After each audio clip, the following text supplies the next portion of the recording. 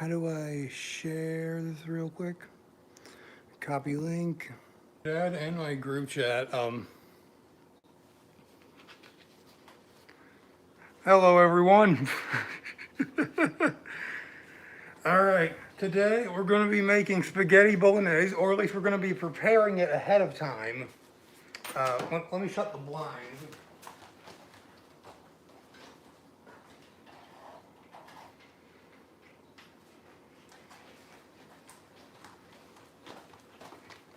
All right, still, it's the window. How do I cover up the window? Well, no, not the window. It's like the window door.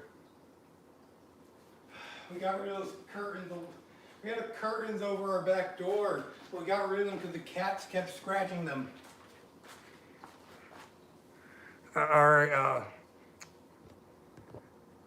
Yeah. I guess I'll just have to do. Anyways, we're going to be preparing spaghetti bolognese. It does take a while to cut all the vegetables. So that's why I'm doing it ahead of time. This is for dinner. So first of all, you're going to need your cooking utensil. Got to clean mine first.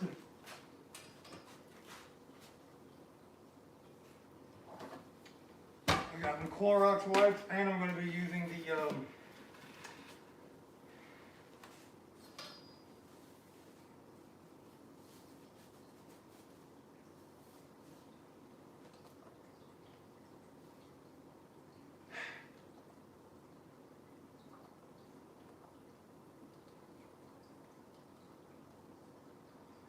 man, it got me off the thing I was watching. There we go.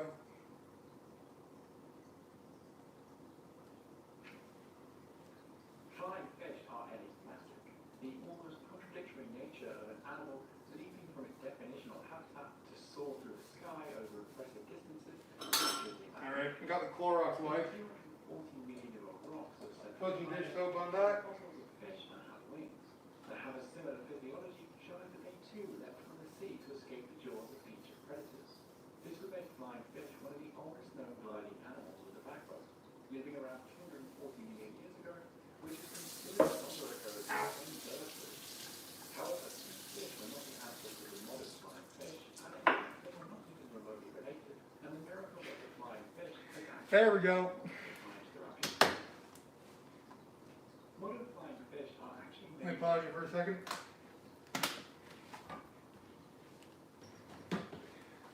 One thing to remember while always cooking, you have to stay clean. So that's why.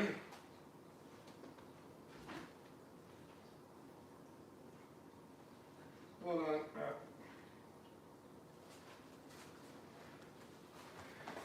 That's why whenever I'm preparing food, I always wear an apron.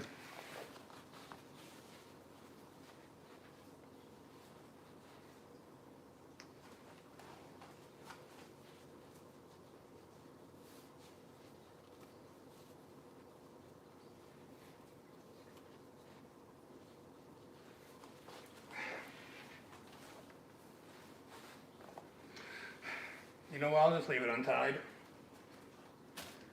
Alright, so, hold on. Another preparation. Always remember to wash your hands before cooking anything. There we go. 0 viewers, 0 likes. I set a little goal for myself. I'm going to try to get 3 viewers and 1 like on one stream. I'll be live streaming every day until I get that. I'm going to start off with celery first. Now, you always got to wash your vegetables because if you look right here, there is a little spot of dirt on this. I'm going to do that real quick.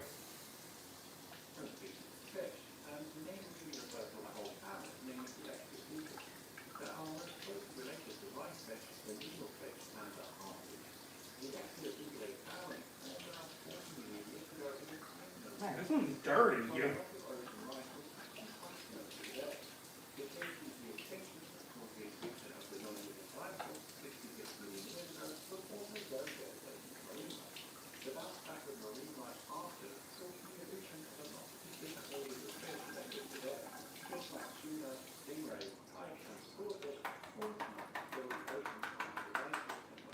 Alright, first thing you're going to want to do, remove, you're going to want to, there's a whole bunch of leaves in here. You see that? You're going to want to get rid of those. You don't really eat those. This on the floor, wash it off.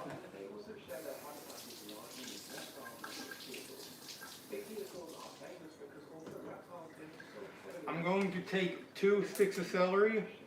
I'm going to set those off to the side specifically for me.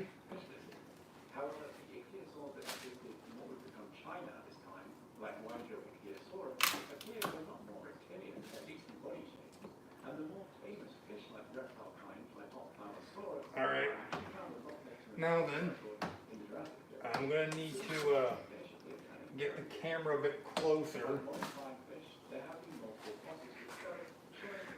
Going to have to unplug.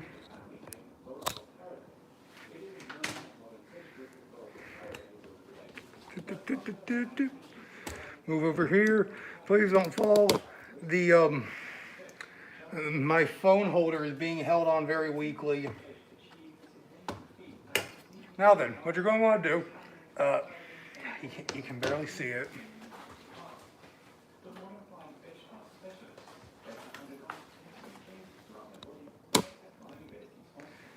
There we go. Hopefully it doesn't fall down.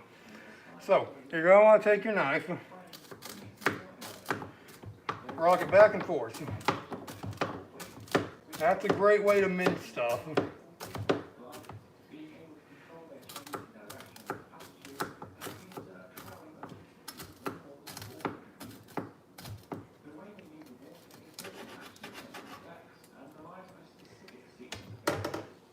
Man, this isn't cutting very well.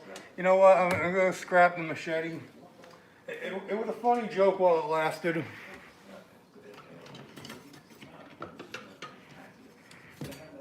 Here we go.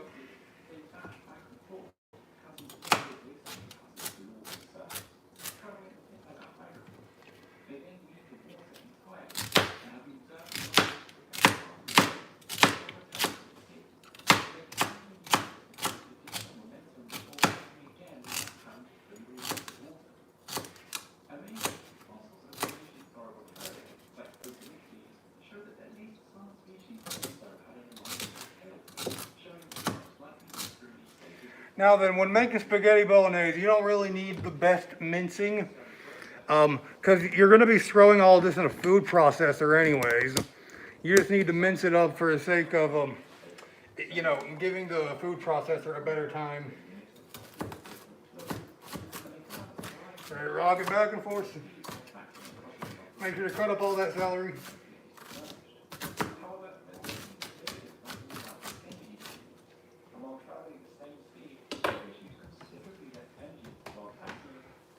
Now then, come here. I'm going to be putting all of the cut up vegetables into here. I left out these little sticks.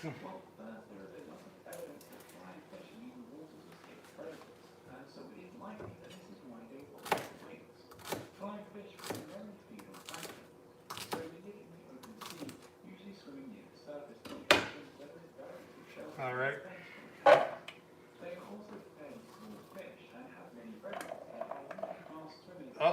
Oh, this one almost got through. See that? This is like the very stem rind of the celery. See right there, it's dirty. I don't know if you can really use this. I'm going to tear off the full bits of the flesh that can still be eaten. Throw those in there, get the most of the purchase. After this little dirty part right there, throw that away. You don't need it.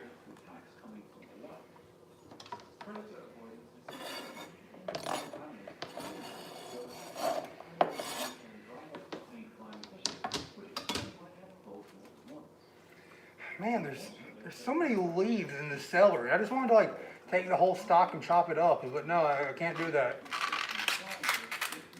Tear out the center right here. Now then, there's still stem on these leafy parts. Cut off the leaf.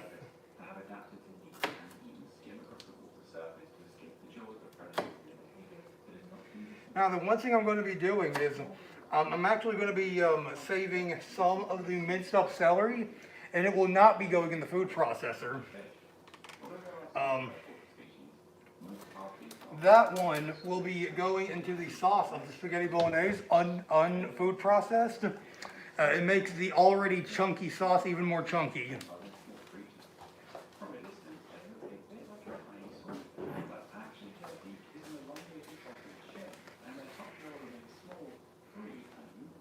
Which allows them to easily feed from the very surface of the ocean, and they sometimes eat from the sea to school. However, what's more is there are actually two species of half-beets that have developed Hold on. blind. There we go. It's tied now. Although they do not have the same degree of control as fish and do not glide over. I'm going to remove the stock celery side. Rock your blade back and forth. Half-beets show that flying fish evolved from the half. Comes down like a little guillotine chopping up the celery. That's the best way to describe it. Flying half-beets are actually just another group of fish that evolved to glide on their own. Certain key genes associated with the pectoral fins of fishes have very rapid growth rates. Now then, we got the stem right here. We're going to cut that off. You can't eat that. Uh-oh. Accidentally dropped the stick on the floor. Wash it off. 5-second rule. Actually, no. Still 5-second rule, but you still got to wash that off.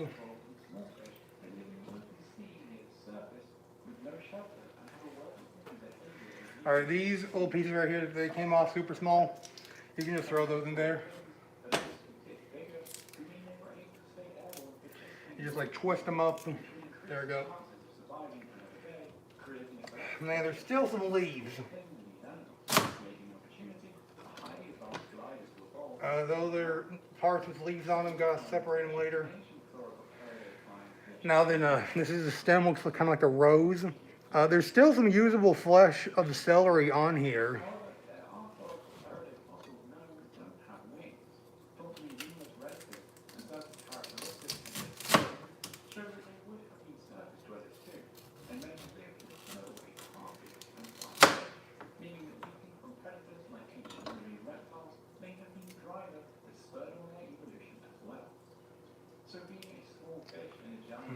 Okay, so we have a super white rind right here. I'm wondering.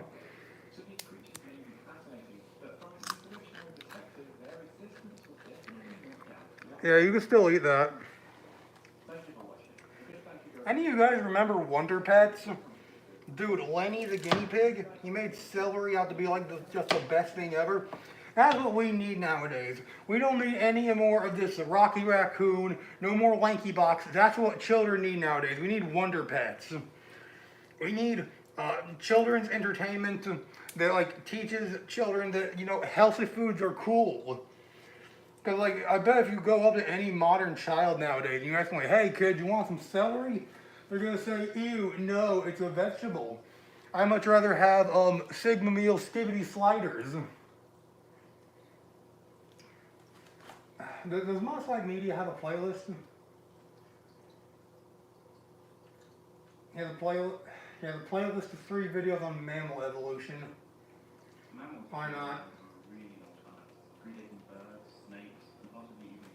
What? Turn up the volume. Until 65 million years ago, they started to get any larger than a dog or branched out into various. There we go.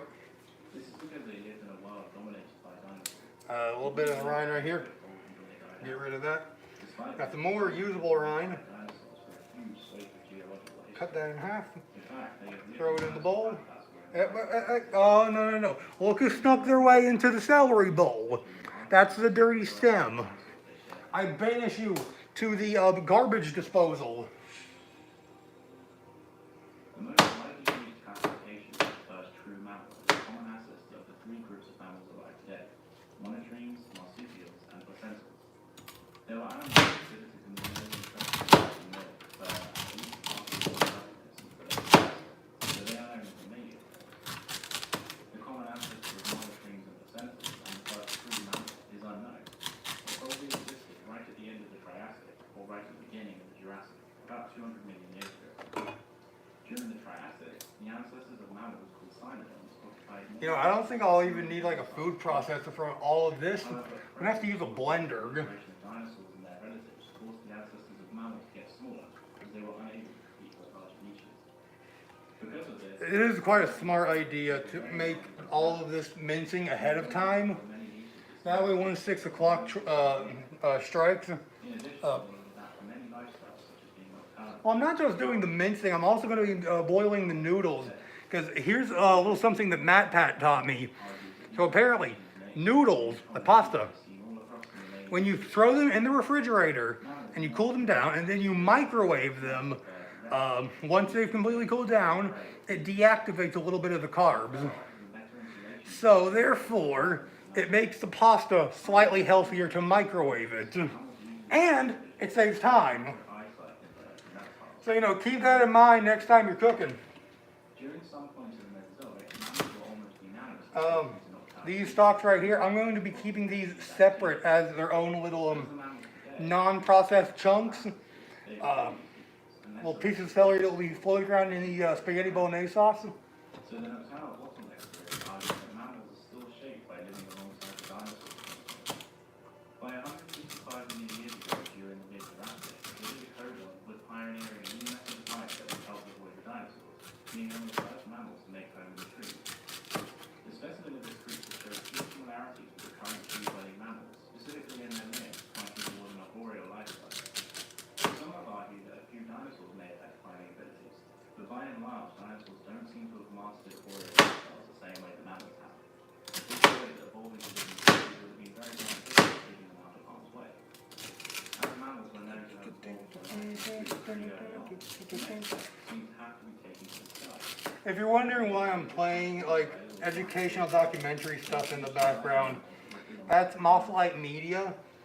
I don't know why, I just like really hearing them talk while I'm cooking. It's kind of like, it's like in movies where you see characters like watching the news while cooking.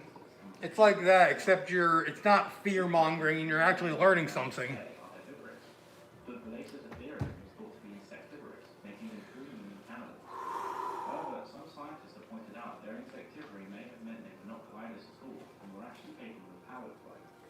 In addition to their diet, Alright, I'm going to be keeping all these chunky minced pieces. I'm going to be keeping them in their own separate container.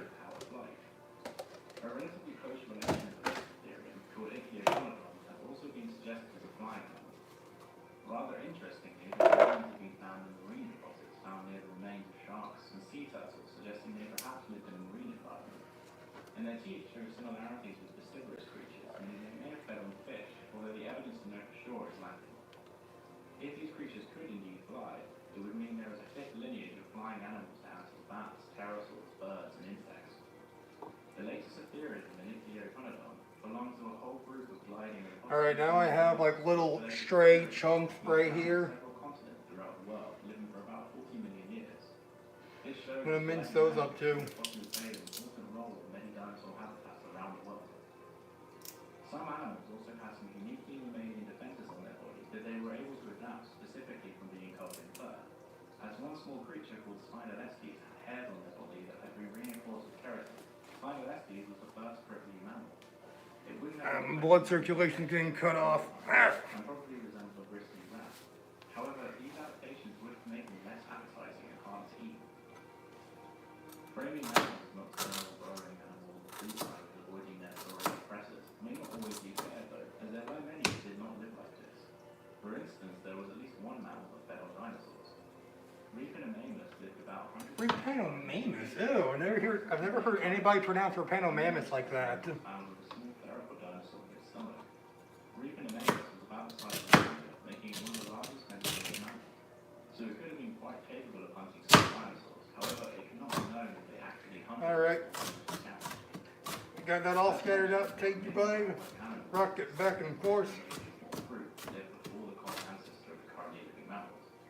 Some of these non-mammal remains forms survived well into the Jurassic, and although most of them lived similar to the mammals at the time, some had diversified. I got a piece of this cake. Go back here. Powder was a semi-aquatic animal highly specialized in its lifestyle, sharing characteristics with beavers and otters. You know what? You know that like little piece of office supplies? It's like a little paper guillotine.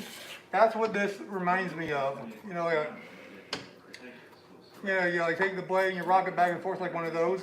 It's really good for mincing. Which is very identifiable as they probably look very similar to the platypus. Monitoring evolution, and in particular when they split from other mammals, is hotly debated. But it is known to have happened a really long time ago, perhaps even in the Triassic. You know, fun fact, that's actually the first time I ever used my machete.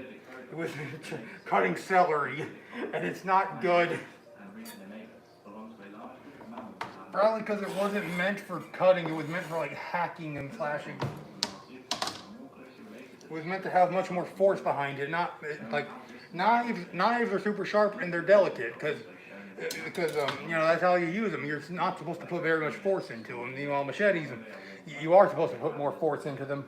lower than most mammals. Whew, I'm hanging up behind this mask. Although it is poorly understood exactly what happened, one group of mammals fits into the two groups Mesotheria and Eutheria. All right, I got 2 pieces of celery left behind. I'm gonna put peanut butter on those for my lunch. Central mammals. In contrast to today, during the Cretaceous, Next up, zucchini.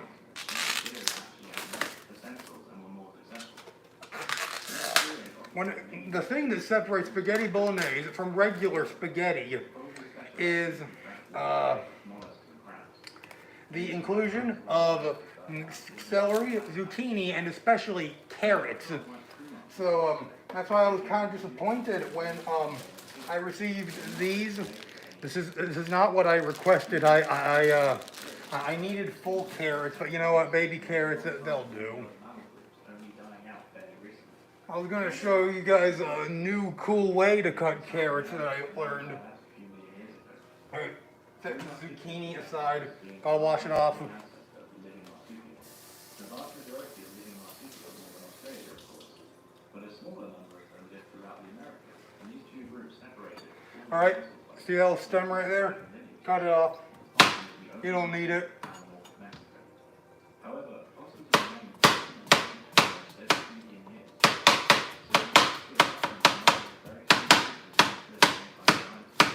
The earliest Eutherian or the earliest mammal We got a little piece right here.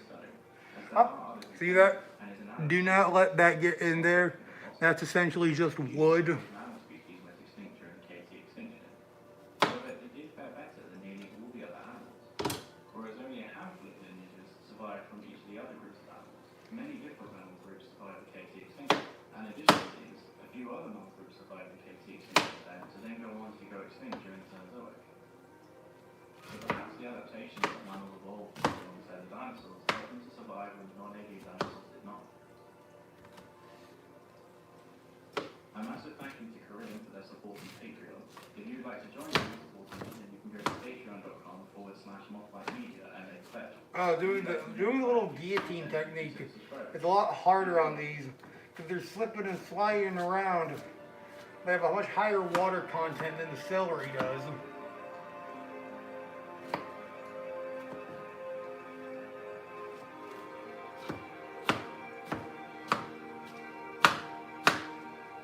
Alright. I don't think I'll be able to fit all of these vegetables into the bowl. For some people, when they think of what animals dominated land habitats before the dinosaurs, they might think of giant insects, or maybe large squatting amphibians. But stretching about 80 million years before the dinosaurs, There those up, put those in there. dominating creatures were actually ancestors of mammals and their relatives.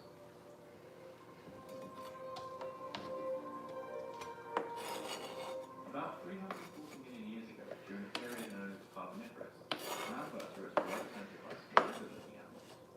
They had moved You know, fun fact about zucchinis, they are a type of gourd. They may look to be the most derived of the gourds, but I haven't done any research on this. But you know, just by looking at zucchinis, hold on, let me get this one. and acids and diacids, all categorized by the amount of holes in their skull.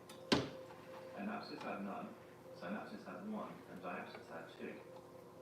Diapsids could go Just by looking at zucchinis, I haven't done any research on this, but I think that zucchinis might actually be the most basal of the gourds, meaning that all gourd ancestors probably looked like this. finally, Oh, we've got to clean it first. living mammals and all their extinct relatives, although they were barely recognizable as mammals Right from the start of the time history, 300 million years ago, it was the synapses that were becoming the dominant land creatures, There we go. and reptiles were passing. Gonna, One of the earliest large the synapses sleeves are getting kind of annoying. We'll have to roll them up. that had an almost comically tiny head for a body size. And this was not the only weird-looking early synapses, as there was also a Stemosuchus that had large horns coming from space. Alright, so this piece of zucchini right here, I'm going to like cut this up into slices, then quadrants. That will be going in the chunk bowl, Meaning it was probably the largest predator around its time. meaning it will not be food processed. And there's quite a few other synapses from this time, like Spaghetti and Adaptosaurus. The early Permians most likely had a very similar climate to today, so it was thought that these sails may have been used for thermoregulation, as it would have been pretty cold in the winter in a lot of these habitats. The Megalodon were far more closely related to you than they were to dinosaurs. Nope. But with their extreme appearance, Still no viewers. you could be forgiven for not seeing it. However, Dimetrodon were early synapses, and later they would start to become much more mammalian. The more mammalian descendants are referred to as therapsids, and these animals started to outcompete the early synapsids like Dimetrodon in the mid-Permian. And let's talk about the defining feature of mammals, unique among the animal kingdom, are their hairbruns. Unlike all other animals, You know what kind of to aid in grinds my gears? The fact that there's not as many Permian animals in Ark Survival. Like, you think they would have like Gorgonopsids or something, but they don't. The only Permian animals they have Listrosaurus, they have Moss Chops. What's that one? There's that other one that looks like a Gorgonopsid, but it's not.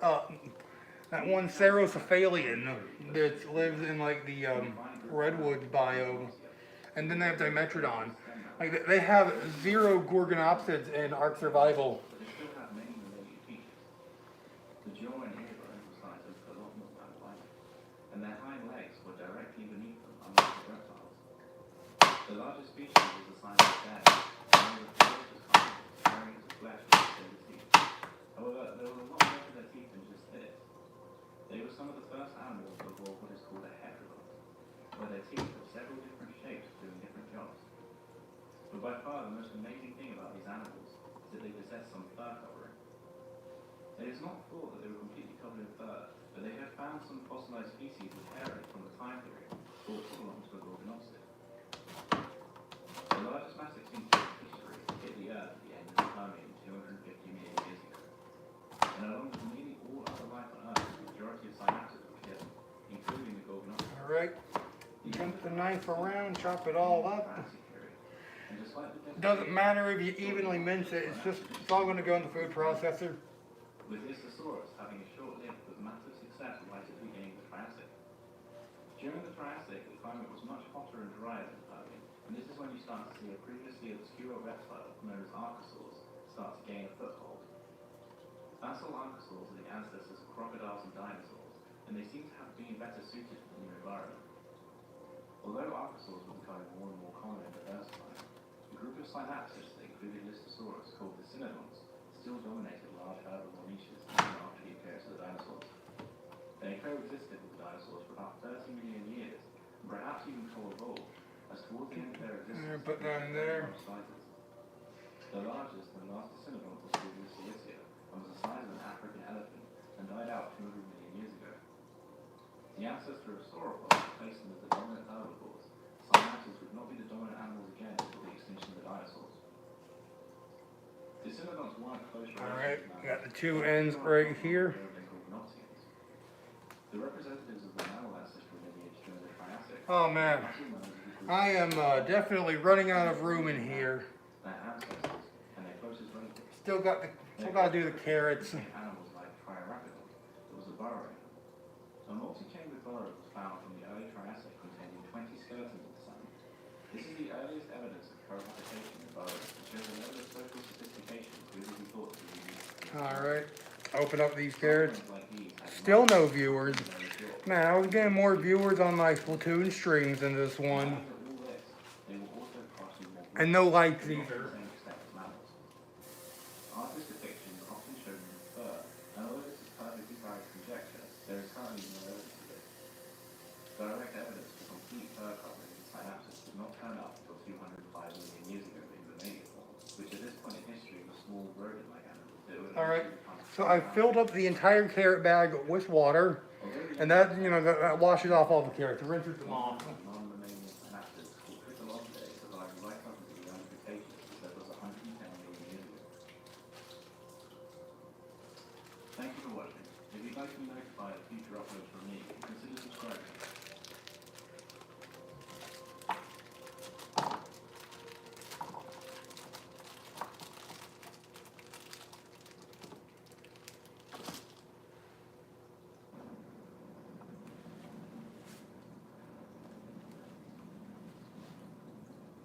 Hey, what's this? Huh? Who are you?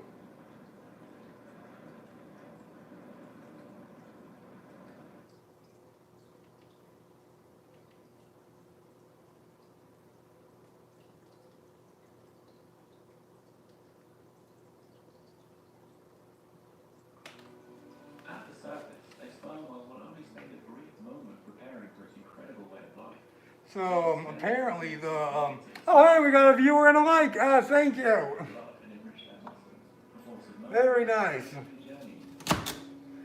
After pushing their bodies away, For oh, it's my dad. Yum yum in my stomach. drops in the sunlight fade. Yeah, I'm preparing the spaghetti bolognese. I'm doing all the mincing right now. This is the non-food processor bowl. All of this is just going to remain as chunks and will be going in the sauce. Meanwhile, all of this will be going in the blender. It's too big for the food processor now.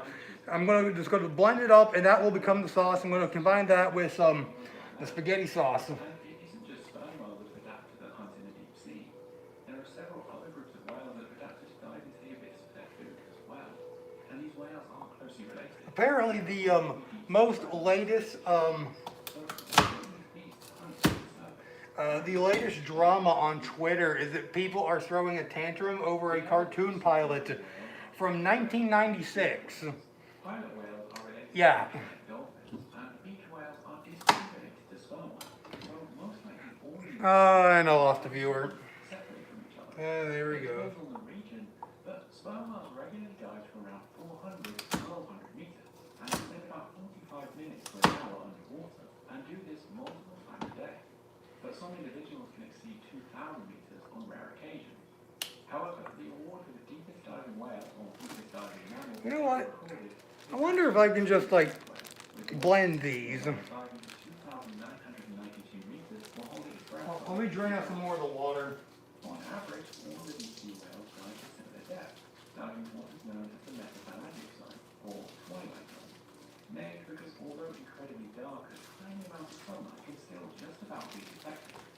At over 1,000 meters into the ocean, the pressure of the water will be over 100 times greater than at the surface.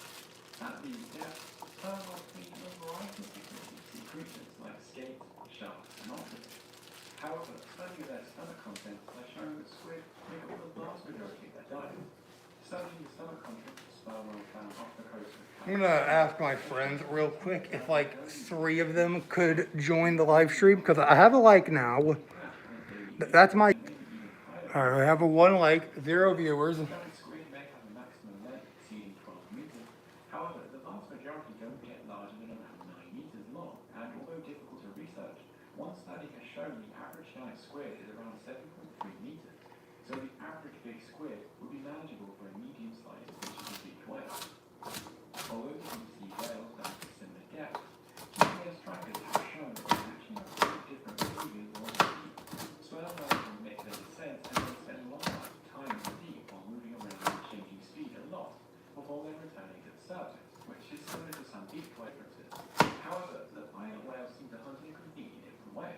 They sprint down and then return again straight away. You know what I don't understand about the Child's Play movies? Why has nobody just ever thought of like just kicking Chucky? Oh, we got a viewer. Nice. Like, it gets like to the point where you can consider Child's Play to be a horror comedy series. Because like, man, why don't any of them just kick him? I kick him. He's a doll. Just grab him. The extreme pressure will crush and collapse any open air-filled cavity. Put those in there. Presumably all other mammals are at risk of certain neurological disorders from diving to depths greater than 100 meters, which is called high pressure. Oh, wait.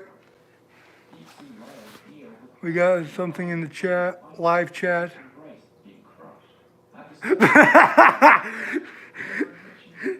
same Thank you, Kamar. but they do not take a deep breath before diving. All right, now all we need is 2 more viewers, and then, that's my goal. 3 viewers at once and 1 like. I already have a like.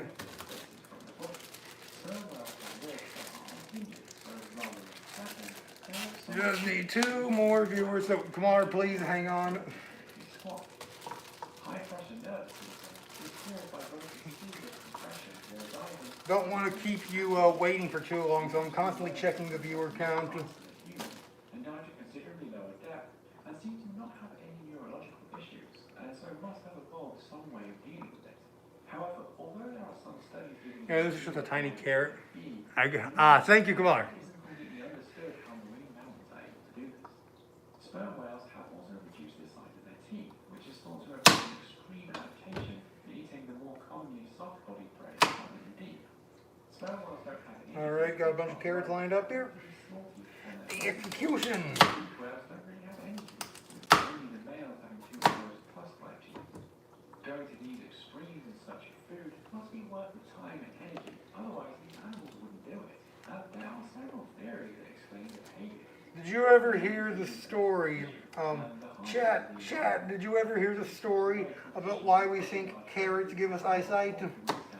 So apparently, the Americans, they were developing some, hold on. That have been tracked diving to They were developing like either new night goggles or just like better viewing goggles, and they wanted to keep it a secret from the Nazis and their viewers.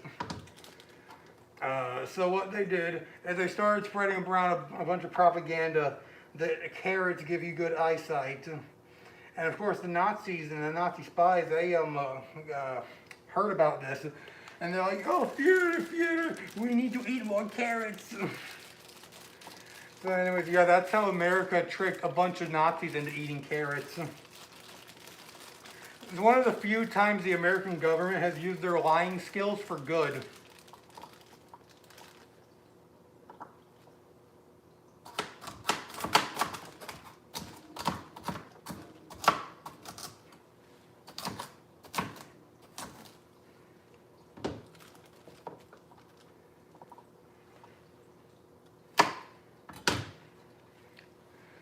And the reviewers again.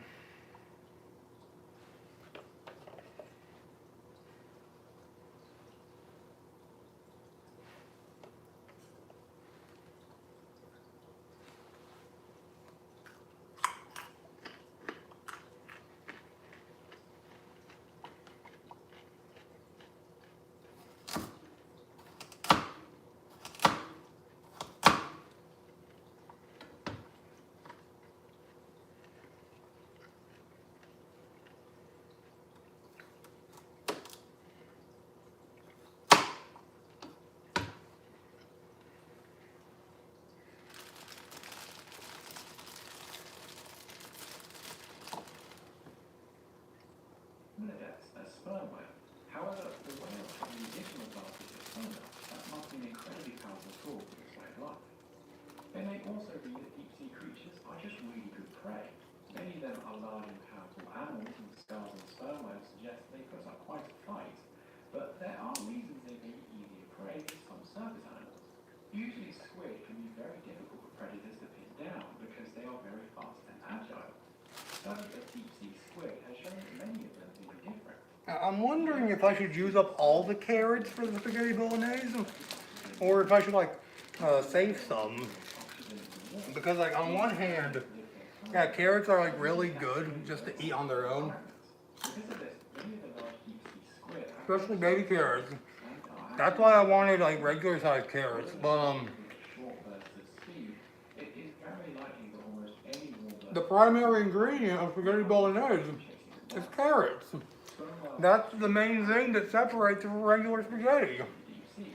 They have a very different appearance to most other whales, and this is because they are actually survivors from a much larger family. The family is named Spaghetti and only three species remaining: the sperm whale and the pygmy and dwarf sperm whale. However, around 5 to 10 million years ago, they had many relatives that were much more advanced, most of which weren't adapted to going into deep. Whales like Zygopiceta probably lived in a similar way to the orcas, and the Leviathan was only slightly shorter than the sperm whale, but more. I don't know, you thought about Leviathan.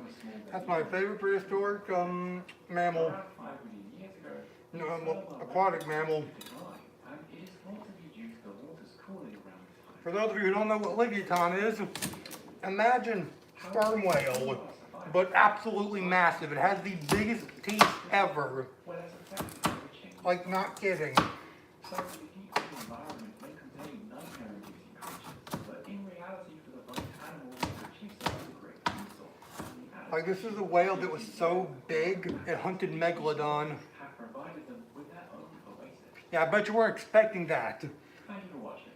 A big thank you to all my patrons, especially the big No wonder they named it after the Leviathan, but spelled differently, so it's pronounced differently as Leviathan.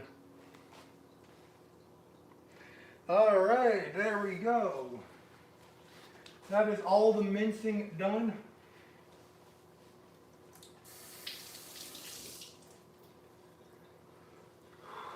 Oh. Ugh.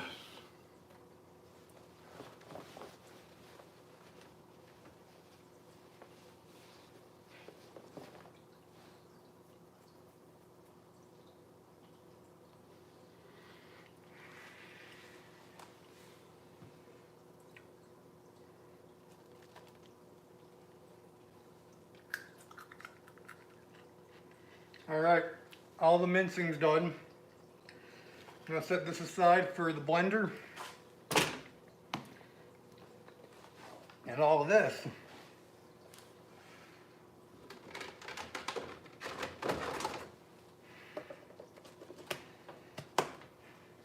It's going in the fridge.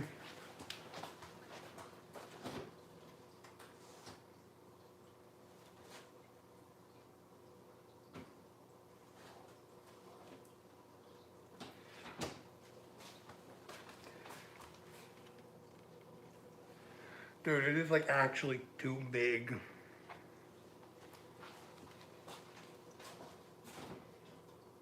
Yeah, there's no room in the refrigerator.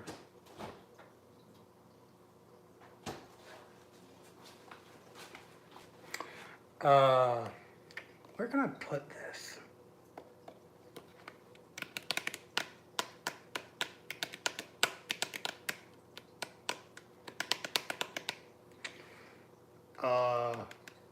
Bet I could put it in like the garage freezer. I'll be right back.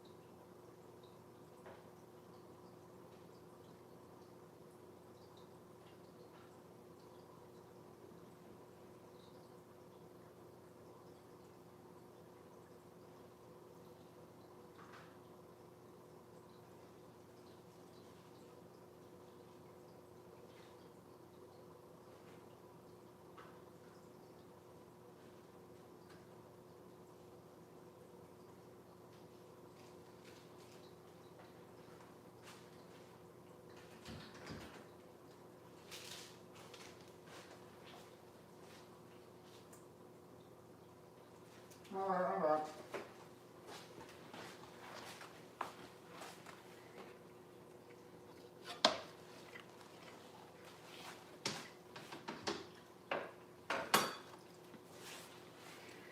Now, you gotta clean all this off.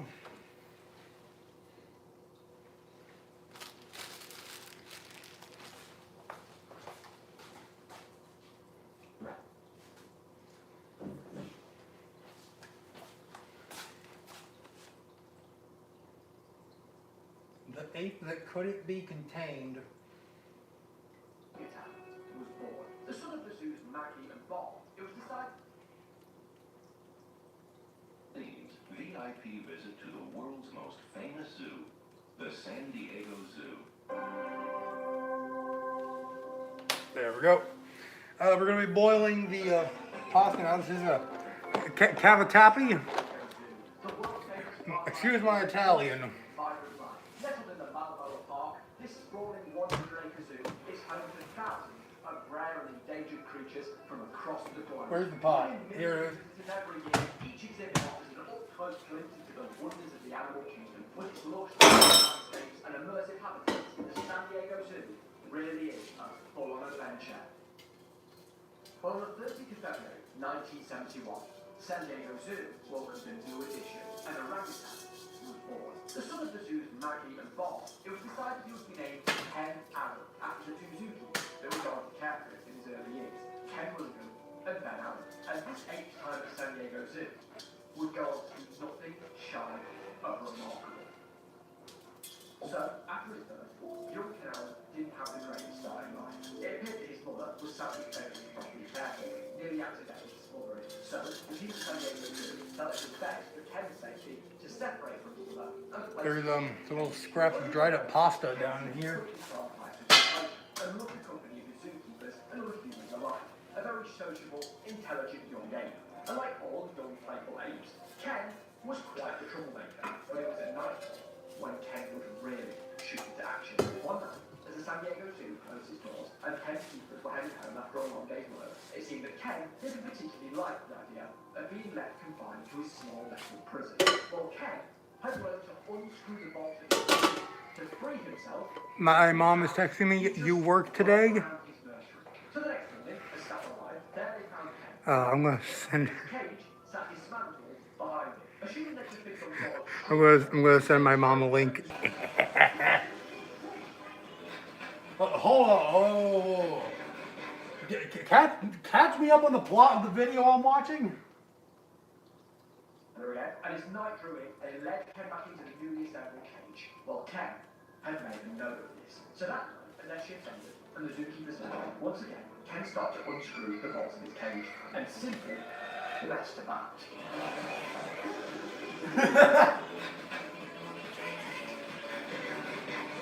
Oh my gosh. He loved the freedom. For this time, Yeah, that's funny. Ken had learned that the morning was when the zookeepers would start their shifts and return, and he Gonna use the whole thing? So after yet another night of food, as the sun slowly crept in through the window of his nursery, this time around, Ken climbed back into his cage and started Gotta put some water. as if nothing had happened. This way, when the keepers entered the nursery, Hold. Dude, I'm gonna have to put a pause on that video because I gotta keep up with the plot of it. There's some wild stuff going on. All right.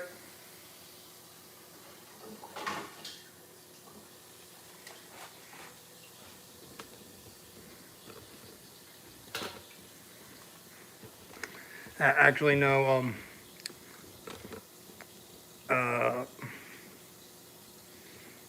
How do I have it again? I had it like this, right? Yeah, I had it like this.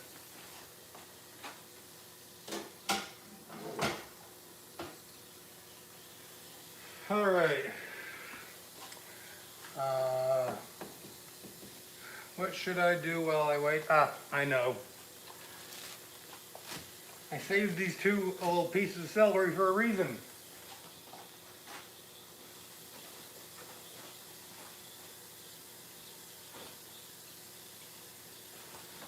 Once upon a time in 2009, I was watching Boomerang late at night. You know, back when they used to have like those Hanna-Barbera wind-up toys for their bumpers. And there's like one pilot cartoon came on. It was like a bunch of animals and a band. And they're like, oh man, we should have a snack. And then like the dog's dad comes along like, oh well, ants on a log. And they're like, ew, ants on a log. And then he comes back with like celery with peanut butter and raisins on it. And they're all like, oh wow, this is really great. What is this? It's ants on a log. See, here's the log and here's the ants. Ever since then, I've really liked ants on a log.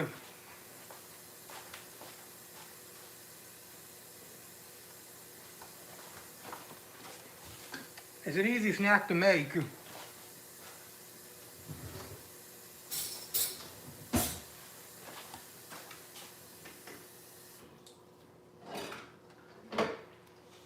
Healthy too.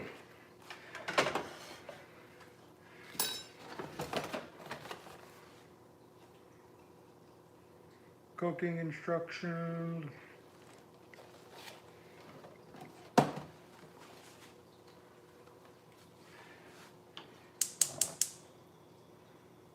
Wait a minute. Oh no! I'm supposed to boil the water, then put in the pasta. Man, I always make that mistake. Yep, put it at max. Meanwhile, peanut butter.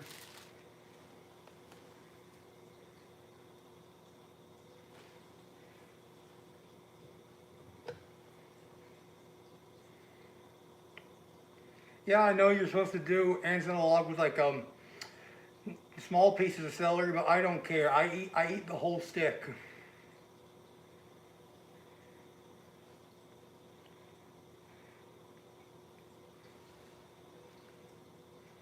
I'll go as far as to say that celery with peanut butter is a way better combination than celery with ranch. And not just health wise, but like taste wise as well.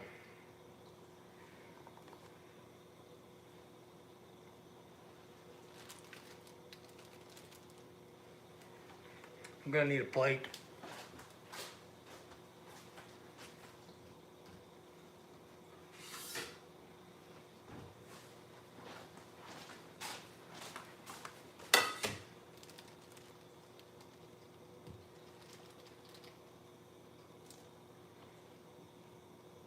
There we go.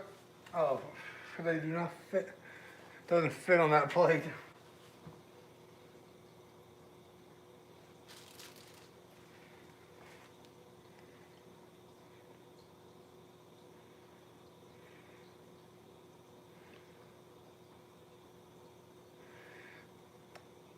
You know what? Bro, cooking up. I'll tell you what I'm cooking up, Kamar. I'm preparing spaghetti bolognese, but the water's boiling right now. So basically what I'm going to do is, I already minced up all the vegetables. That saves a lot of time. So now I'm boiling the pasta ahead of time. So here's a little thing that Matt Pat taught me. If you take pasta, boiled pasta, you cool it down in the refrigerator, and then you take it out later and you microwave it, the microwaving process, due to the radiation, kills off and deactivates a little bit of the carbohydrates. So, therefore, it makes the pasta slightly healthier.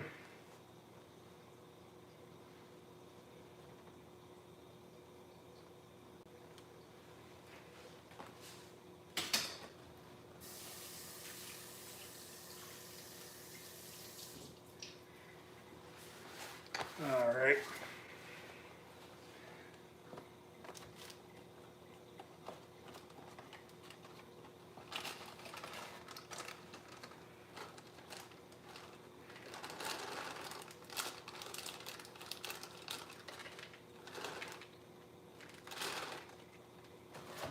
Hey chat, do you think Elon Musk is going to get arrested by Europe?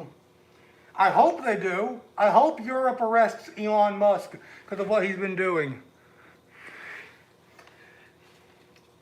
Okay, so for those of you who are not caught up, Elon Musk, he's been going on Twitter and he's been saying, oh, Europe's going to break out into a civil war. Like, dude, somebody of that power should not be doing that. Because the more Elon Musk decides to poke the bear saying that Europe's going to have a civil war, well, you guess what? The more likely they are to have a civil war. And you know, at this point, they're about to have a civil war. As much as I hate to say it, England refuses to get their stuff together. Like, it's really sad, but at the same time, it does make me appreciate my government a little bit more. Because I can criticize my government all I want and they can't do anything about it. Because that's freedom of speech. Freedom of speech is a human right. Meanwhile, in England, oh no, a man in Lego, England has posted a meme on Twitter. Send the police to go arrest him. Oh no, there's not enough room in the prisons. Release all the murderers and all the rapists and make room for the meme maker in the prisons. The new England set from Lego City.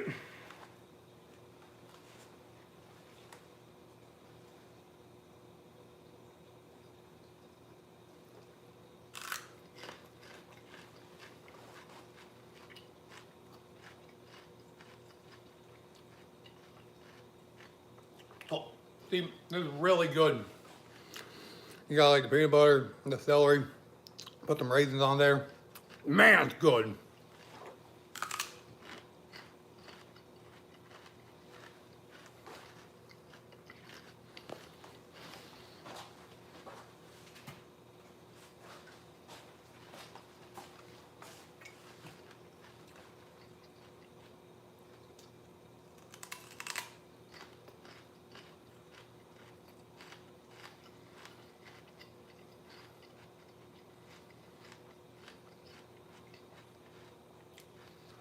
You know, fun fact, Spirit Halloween is the only place where you can buy fake machetes for a higher price than real ones.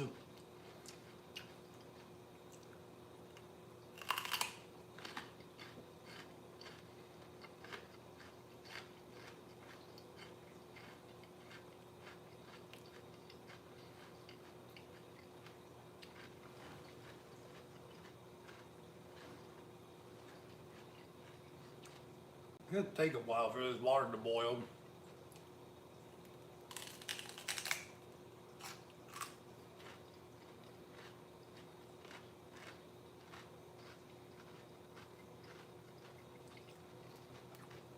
What can I do to make it heat up faster?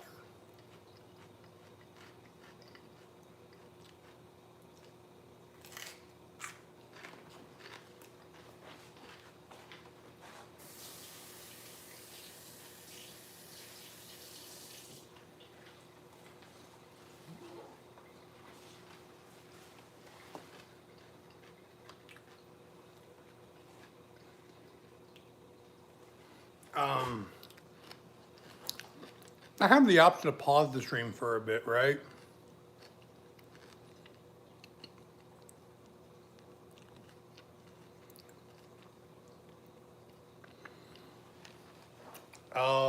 Don't think I do. What does this button do? Highlights saved to your channel as unlisted video. What highlight?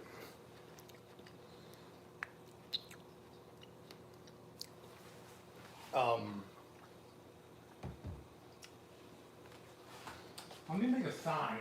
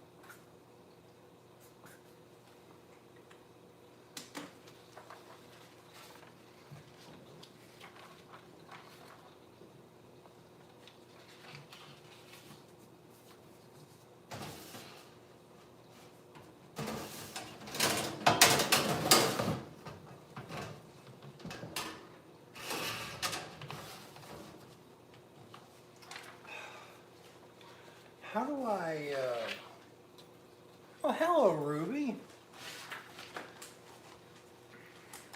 Come here, Ruby. Oh, come here. Ah, say hello to my dog, Ruby. Ain't she precious? Say hello to chat, Ruby.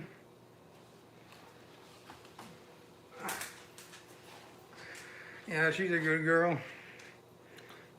Wanna go on a walk, Ruby?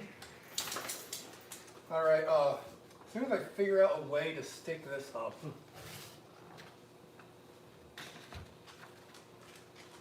Can you read that? Be right back.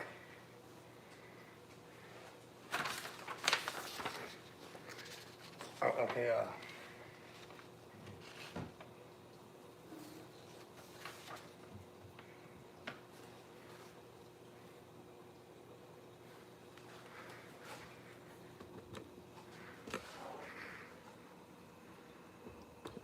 there we go.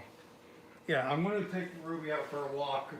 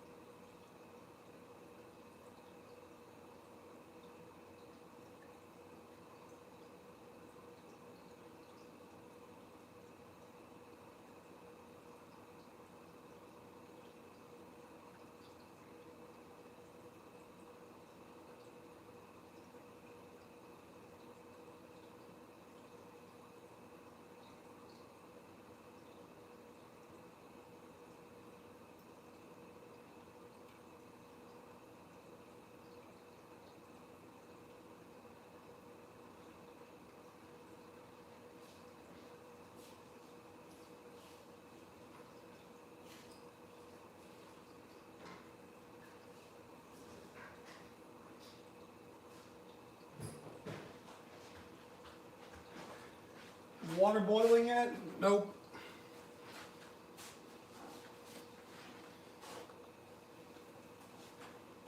Countdown to the morning was when the zookeepers would start their ships and return, and he wasn't going to be caught out again. So after yet another night of freedom, as the sunlight slowly crept in through the window of his nursery, this time around, Ken climbed back into his cage and started re-securing the bolts as if nothing had happened.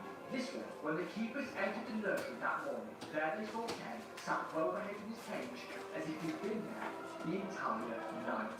Well, Ken's master plan would go on for a few nights. He would unscrew the cage, play in the nursery, return to the cage, and then reassemble it. Everything was going swimmingly. But there was one small thing that Ken didn't account for. Eventually, the zookeeper started to notice that when they returned in the morning, whilst Ken was sat content in his cage, his toys weren't in the places that the staff had left them the night before. So, with a hunch, that night, the keepers said their goodbyes to Ken, and they pretended to leave. But rather than heading home, they sat quietly outside of Ken's nursery and waited. And after a while, as they expected, they started to hear noises. So they abruptly burst through the door, and there they saw Ken, cage dismantled, playing with his toys. So the jig was up. Ken was placed into a new, much sturdier cage, and that put a stop to his late night antics once and for all. But trust me when I say, this was merely the beginning. When it came to Ken Owl, things for San Diego Zoo would get far, far worse.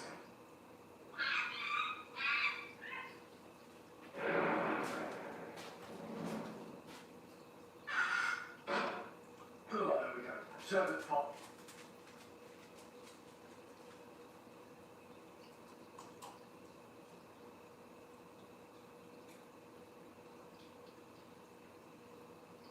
So skip forward a few years, and the zookeeper felt it was finally time for Ken to be shown off to the public. And he was placed into the heart of the zoo exhibit that had opened just 3 years prior. But when Ken first moved in, he wasted no time in turning his hand to mischief. When a film crew turned up to document the gorilla enclosure next door, Ken decided it'd be a good idea to hurl rocks at them. And then when Nope, not boiling yet. he used his own shit. And keepers would also report seeing Ken fashioning branches into DIY ladders that he would then thump into the ground with his own.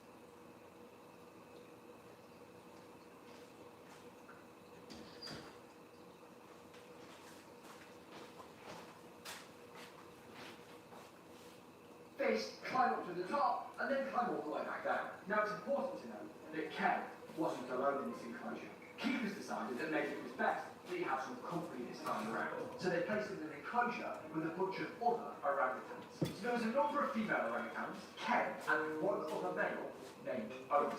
Now, if you know the first thing about the animal kingdom, 2 males and a bunch of females doesn't usually end too well. To put it bluntly, Ken grew to despise Otis. I'm talking cold-blooded hatred, resulting in numerous feuds. So the zookeeper's idea of giving Ken some company had seemingly backfired. So they cut their losses and moved Ken to his own enclosure. So there he was, alone, once again. Now let's have a think, shall we? Last time Ken was alone, what did he do? That's right, baby. He started planning his next escape. So on the 13th of June, 1985, a 14-year-old Ken Allen managed to climb up the wall of his enclosure and got out. Now, what exactly did Ken do after his valiant escape? Well, he very confidently just strolled around the zoo amongst visitors, minding his own business, observing the other animals. Oh, look at the elephant. Wow, look at that giraffe. He wasn't aggressive or agitated. In fact, Ken loved the attention. Well, this escapade went on until the zookeepers were made aware of Ken's escape. Now, they knew that if Ken was to attack him, they would be forced to put him down. Because of his strength, because he is a wild animal, the potential is there to do harm. Boiling yet. Slightly panicked, they hesitantly approached Ken, but he caused no trouble at all, and then they quickly led him back to his enclosure, which he happily complied with. Now, whilst Ken Allen was chill, enjoying his day spent roaming the zoo, the same could be said for the zoo's staff. They were having a meltdown. They knew if news of Ken Allen's escape went public, they would have a PR disaster on their hands. But of course, they have no control over the news leaking. I mean, there was an orangutan walking amongst members of the public. That does turn heads. So as the news broke, the staff at the San Diego Zoo prepared for the worst. But rather than the expected PR disaster, Ken Allen became somewhat of a local hero, and it actually worked in the zoo's favour. With everyone reading the news about Ken, people just had to see for themselves, and the zoo attendance skyrocketed. Well, despite the media buzz, behind the scenes, San Diego Zoo were doing all they could to prevent another escape. Sure, the attention was great, but one instance of escape 8 was enough for them. Zoo officials decided they needed to step up security at Ken's pen, so they installed a moat around the perimeter of the enclosure and installed a 250-foot wall. This was bound to stop Ken in his tracks, and thankfully, it worked. Crisis averted. The security measures successfully contained Ken Allen for all of a few weeks, because on the 29th of July, 1985, Ken managed to escape again. He sort of made his way over the moat, and just like his last escape, the 250-pound orangutan effortlessly scaled his enclosure wall. And yet again, he did the same, just casually strolling around the zoo amongst visitors, even posing for selfies. But this time, there was one more thing Ken wanted to do on his day trip. So as the zookeepers were watching their made aware of Ken's escape, they frantically ran out to the zoo for a second time to capture Ken. And there they found him, stood over an enclosure. But this time, he wasn't looking at the pretty elephants. There Ken was, picking up rocks and pelting them at none other than Otis, roommate and sworn enemy. In the second escape, had only escalated the media hype around Ken. He already packed San Diego Oh, Zoo water's starting to bubble. each day, all eager to see Ken Allen, the ape that could not be contained. But yet again, as for the staff at San Diego Zoo, whilst thankful for the increase in ticket sales, they simply could not let this happen again. 2 escapes was already far too many. Things were really getting silly now. Every effort the zookeepers had applied to try and halt Ken's escapes was failing. They needed to really step things up this time around. So for the time being, they moved Ken to an indoor pen that reportedly had a black and white television that featured just one channel. So as Ken sat and watched TV, the staff started to draft a plan to further beef up Ken's main enclosure and increase security, fortify the place properly. So as the staff gathered around and started pitching ideas, meanwhile, outside the zoo grounds, after the media had caught wind of the second escape, things had gotten bonkers. Ken Allen had become somewhat of an icon. Free down t-shirts started popping up all over the place, $14 a pop. Bumper stickers appearing on cars all over San Diego. A group of pensioners formed a Ken Allen fan club, aptly named the Orang Gang, who put a monthly newsletter. And maybe the strangest outcome of Ken's fame, a San Diego-based psychiatrist named Dennis Gersten released a single, The Ballad of Ken Allen.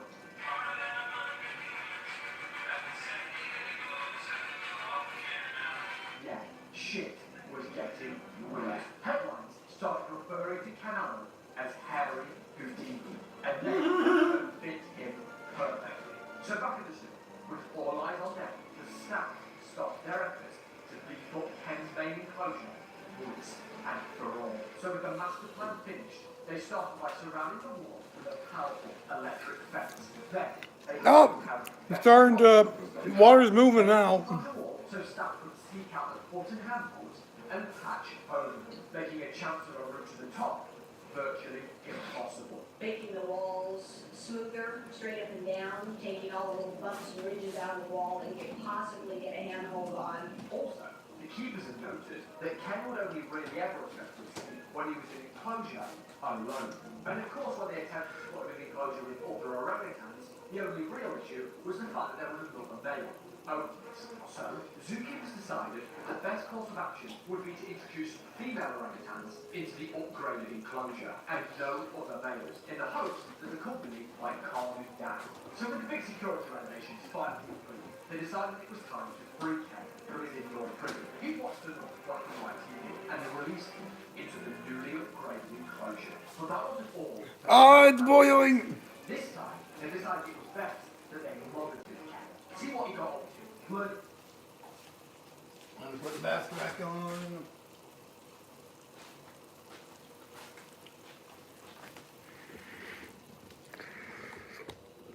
All right, there we go.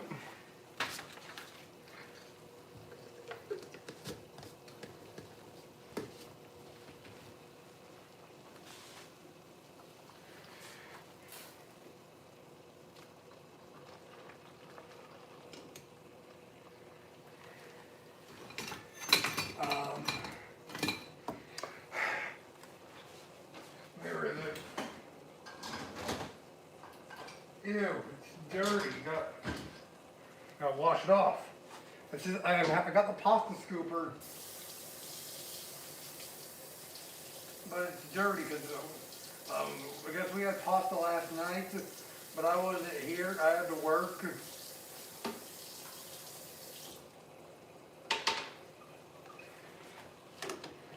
All right, there we go. Ah. Ow. I have a cut on my finger.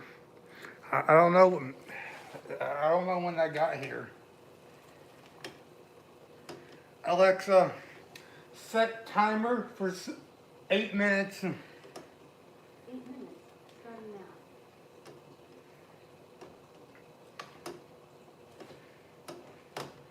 now. Yeah, just mix it around.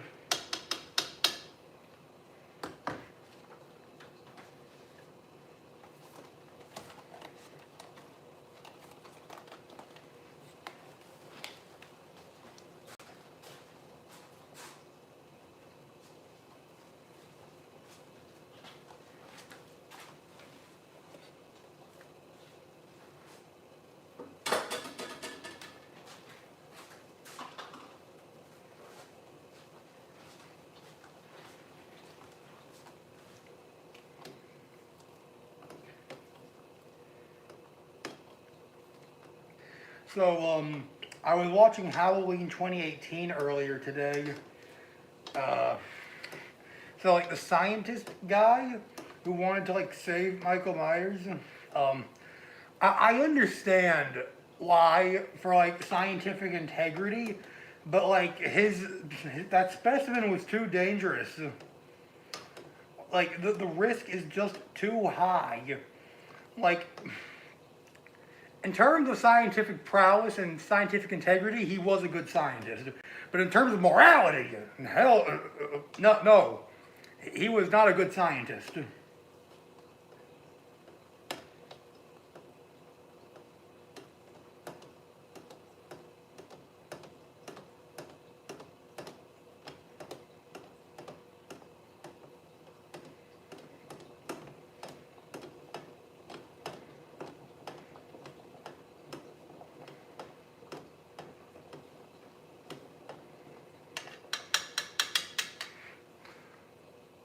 Oh my God!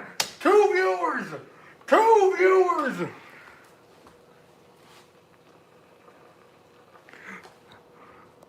Oh my God! We can do it, chat. We got a big 3 viewers. Oh my gosh. Yes! Oh my God, I'm finally gonna do it. It took a while.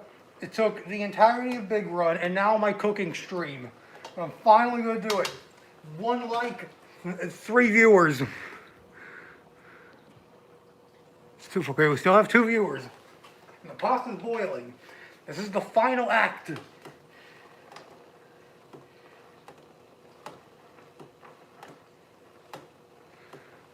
Alright, 1 like, 2 viewers.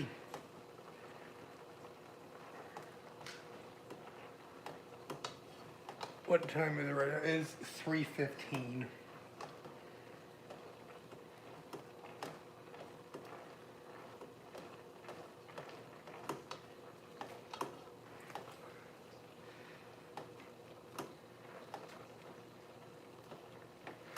Alright, still got 2 viewers. We need 1 more.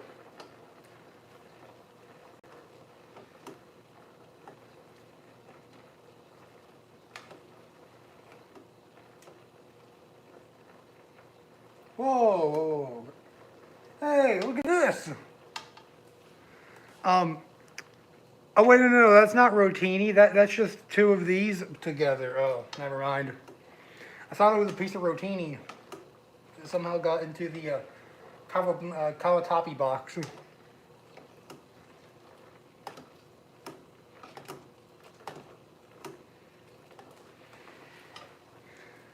Alright.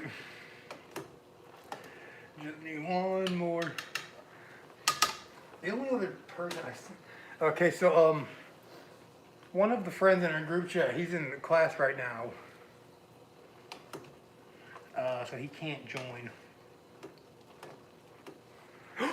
Yes! 3 viewers!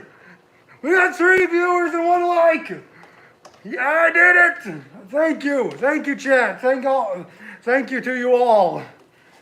This has been a great stream. Cooking. And I see you in the check mark. Thank you. Alexa, how much more on my timer? With 2 minutes to go.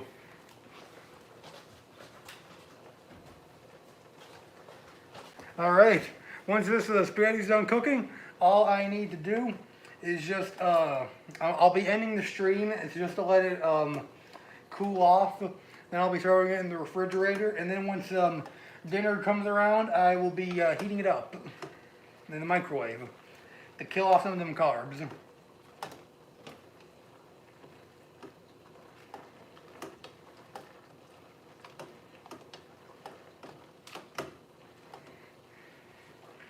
Two minutes left.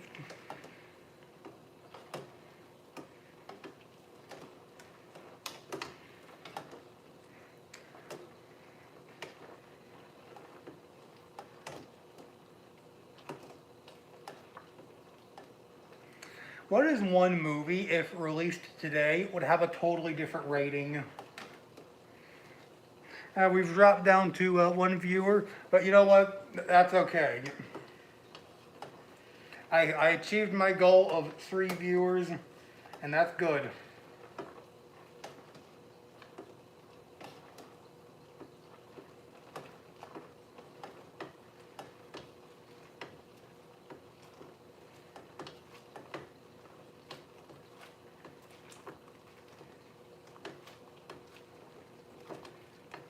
Just mixing away.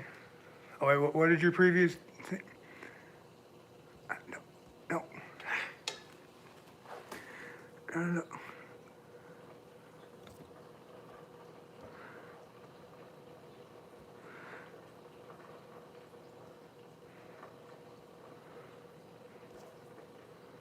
Screenshotted it. Thank you, Kamar. All right, there we go. Alexa, stop. Pasta's done cooking.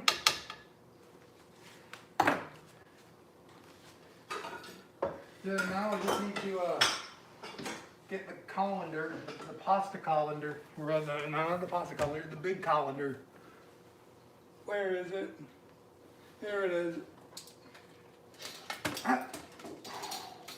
The lid almost fell.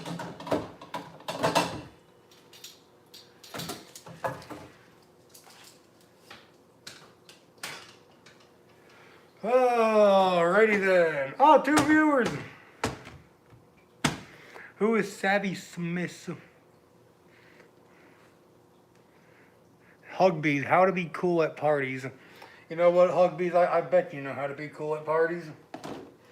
Alright, that's going to be the end of the stream. Have a good day. Stop.